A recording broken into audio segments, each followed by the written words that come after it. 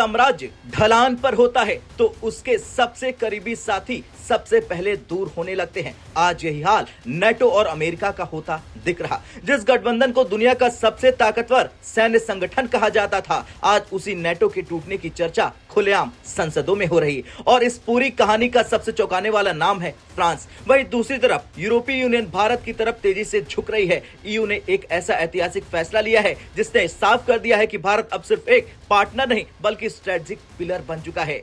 सबसे पहले बात करते हैं फ्रांस की। डोनाल्ड ट्रंप के दूसरी बार अमेरिका का राष्ट्रपति बनने के बाद एक बात बिल्कुल साफ हो गई, अमेरिका अब साझेदार नहीं मालिक की तरह व्यवहार कर रहा। ट्रंप की विदेश नीति अब सहयोग पर नहीं, धमकी, दबाव और अपमान पर टिकी हुई है। ट्रंप खुलेआम कह रहे हैं अगर अमेरिका ना हो तो नेटो का कोई अस्तित्व नहीं है। यह बयान सिर्फ एक बयान नहीं था बल्कि यूरोप के चेहरे पर जोरदार तमाचा था और यहीं से फ्रांस ने चुप रहना बंद कर दिया। फ्रांस की नेशनल असेंबली में एक प्रस्ताव लाया गया, फ्रांस को नेटो से बाहर निकलना चाहिए। यह प्रस्ताव लेफ्ट विंग की सीनियर सांसद क्लेमेंट ग्रेविट की तरफ से आया। प्रस्ताव में 2 चरण बताए गए। पहले चरण में फ्रांस नेटो की इंटीग्रेटेड मिलिट्री कमांड से बाहर निकले, मतलब नेटो के सैन्य फैसलों में सीधी भागीदारी खत्म। अमेरिका के आदेश पर फ्रांसीसी सेना नहीं चलेगी। दूसरा चरण, फ्रांस पूरी तरह नेटो से अलग होने पर विचार करेगा। ये कोई मामूली बात नहीं है। फ्रांस नेटो का परमाणु शक्ति संपन्न सदस्य देश है। फ्रांस यूरोप की सबसे बड़ी सैन्य ताकतों में से एक है। अगर फ्रांस निकलता है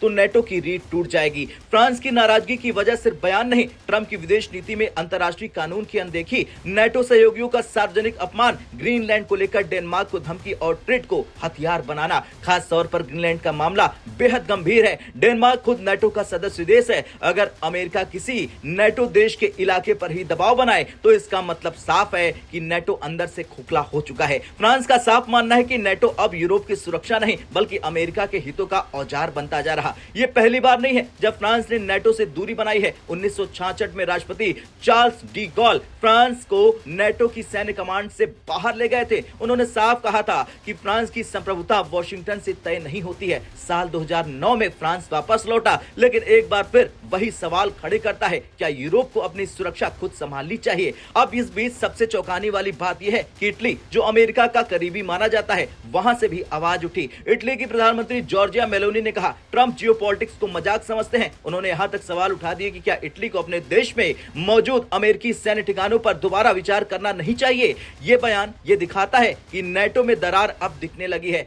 अब सवाल ये उठता है कि जब अमेरिका भरोसे लायक नहीं रहा तो यूरोप कहां जाएगा? रूस से रिश्ते खराब है, चीन पर जरूरत से ज्यादा निर्भरता और अमेरिका अनिश्चित। ऐसे में भारत सबसे सुरक्षित विकल्प बनकर उभरा है। यूरोपीय यूनियन ने एक ऐसा फैसला लिया है जो भारत की वैश्विक हैसियत दिखाता है। ईयू ने ट्रेड एंड टेक्नोलॉजी काउंसिल यानी कि टीटीसी सिर्फ 2 देशों के साथ बनाया है, अमेरिका और भारत। मतलब ईयू भारत को अमेरिका के बराबर स्ट्रेटेजिक पार्टनर मानता है। Digital economy, clean tech, semiconductor, supply chain, security और ट्रेड, इन सभी पर संयुक्त रणनीति बनेगी। यही वजह है कि जर्मन चांसलर भारत में है। फ्रांस के राष्ट्रपति जल्द भारत जाने वाले हैं। EU chief Ursula von der Leyen का भारत दौरा कंफर्म है। 26 तारीख को यानी कि 26 जनवरी को ईयू कमीशन भारत के मंत्रियों से मुलाकात करेंगी और प्रधानमंत्री मोदी और उर्सुला के बीच हाई लेवल मीटिंग, संयुक्त प्रेस स्टेटमेंट और दूसरी टीटीसी बैठक होगी। ईयू पहले से ही भारत का सबसे बड़ा ट्रेड पार्टनर है। साल 2023 में वस्तुओं का व्यापार 124 अरब यूरो,